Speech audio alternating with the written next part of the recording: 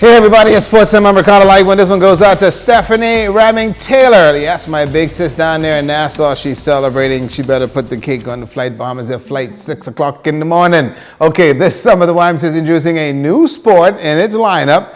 Let Megan Shepard explain. In its efforts to continuously bring new and top quality programs to the island, the YMCA Family Center is introducing a new sport to its lineup. This summer, students at the annual summer camp will be introduced to the sport of water polo. Program coordinator Shakitha Henfield says that for 6 weeks, students will learn from national players in a safe and fun environment.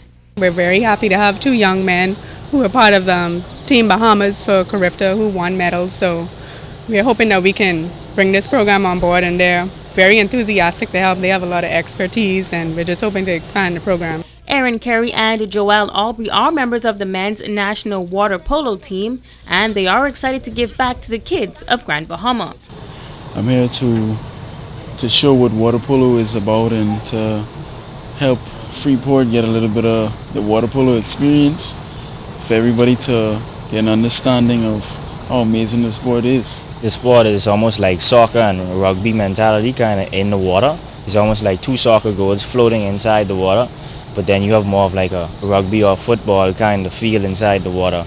And you're just basically using hands and feet, and it's almost like a rough sport, but it's also fun for kids and fun for adults as well. Executive Director Karen Pinder-Johnson is also inviting all swimmers to take part. She says the YMCA is always looking for ways to improve its offerings to the public, and this year, a competitive Level 4 swim coach will also be a part of the team. So I want to encourage all the former swimmers under the age of 19, if you want to participate in water polo, on Tuesdays and Thursdays from 4 to 5, water polo is available to you. Also on Saturdays from 12 to 2. Megan Shepard, ZNS, Total Sports. Okay, Karen, let me tell you that Megan, Natalia, and Sheena will be in the pool. You got to first show them how to float. If not, they'll be in trouble. Members of the Cap Alpha Fraternity Incorporated is gearing up to host the second annual Kappa Golf Classic, folks. The organization which focuses on a number of services initiatives, often involving children, and also donate all proceeds to the youth mentoring program out here. Grandmama's Paul Mark, and that is Kevin Stewart, says last year was a very successful event and expecting the same to happen this year. John Laris is our tournament director, and he gives you the detail of the tournament. Commitment that we made once we joined the fraternity, but it's also as Bahamians, it's something that we look forward to and very important to us giving back. So we spend a lot of time with the youth, and like I said, all of our proceeds go towards assisting them and assisting them to see that going to college is a good thing. We are open to about 60 players, so hurry up and sign up. We have a team. It's going to be a 4-man scramble. The cost is $100. We're going to have a lot of fun. Well, Tallywaggles of Alive Media Communications Department says that they are very happy to actually support the event. Alive saw fit to support the event because it's geared towards rearing young men in our society, something that's needed and encouraged at a time like this when we're losing so many of our young men.